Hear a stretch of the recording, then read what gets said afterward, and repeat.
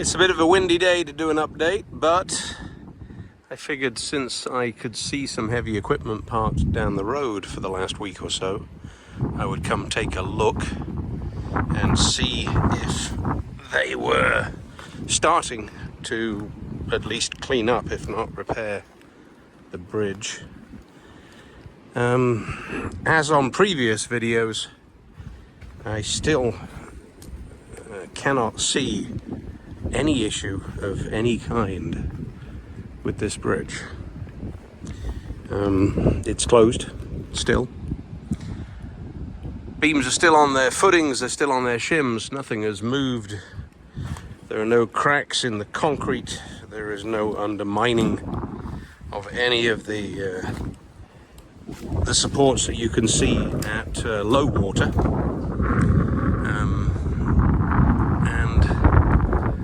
A few sticks shoved in a few places, but that's about it.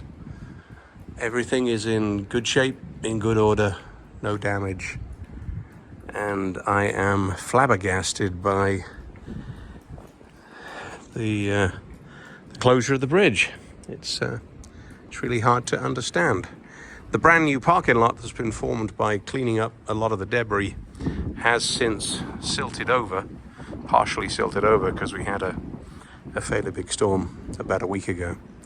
Cleanup on this side has not commenced yet, and I now do believe that the heavy equipment that I can see is for the purpose of cleanup on this side of the river. I was hoping it was for sorting out the bridge, but obviously not. Now, there are a couple of pieces of evidence, you could call it, for the fact that people are thinking about opening this. One is that the trees are now gone. They did clean the trees off the top of the bridge. I don't know that it's open for foot traffic, but I do not know that it is not either. It's certainly way capable of supporting foot traffic. The house that was there by the side of the river from this vantage point can be clearly seen as been removed by the water. An awful lot of debris still remaining. So substantial impact in this area.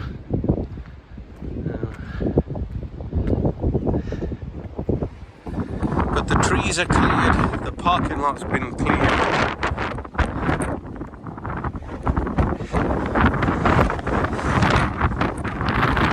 There's some new survey stakes in different places. Yes, the guardrail is damaged, but I see no reason to close a bridge because the guardrail is damaged.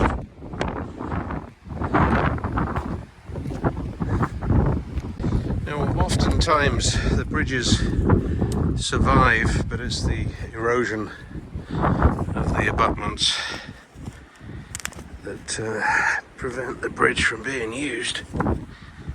Not that it's moved or broken, it's just that it certainly could have.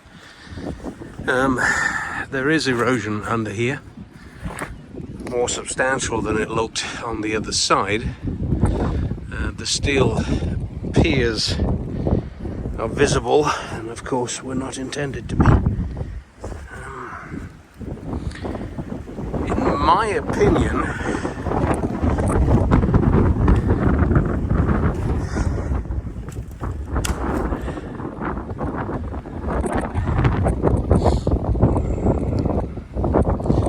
that is easily repairable. I do not see that the steel pillars that support the weight and structure of the bridge have been compromised. The concrete was only poured down to the surface of the dirt, which in my opinion was very poor construction at the time. It should have been done similar to what was done over there at the other side. So not good, but for light traffic this bridge is fine.